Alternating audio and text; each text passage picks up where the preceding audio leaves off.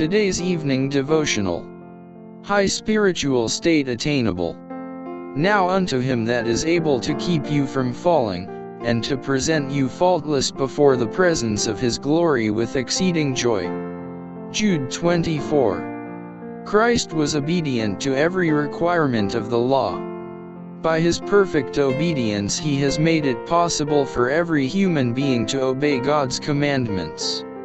When we submit ourselves to Christ, the heart is united with his heart, the will is merged in his will, the mind becomes one with his mind, the thoughts are brought into captivity to him, we live his life.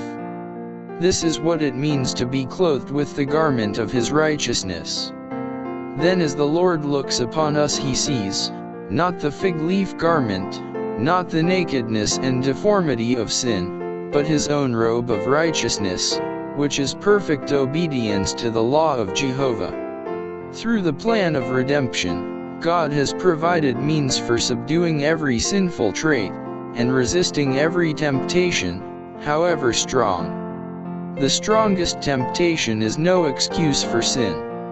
However great the pressure brought to bear upon the soul, transgression is our own act. It is not in the power of earth or hell to compel anyone to sin. The will must consent, the heart must yield, or passion cannot overbear reason, nor iniquity triumph over righteousness.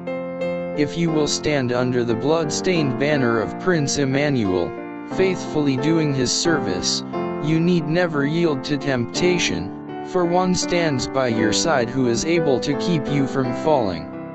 We need not retain one sinful propensity. As we partake of the divine nature, hereditary and cultivated tendencies to wrong are cut away from the character, and we are made a living power for good. Ever learning of the divine teacher, daily partaking of his nature, we cooperate with God in overcoming Satan's temptations. God works, and man works, that man may be one with Christ as Christ is one with God. Then we sit together with Christ in heavenly places. The mind rests with peace and assurance in Jesus.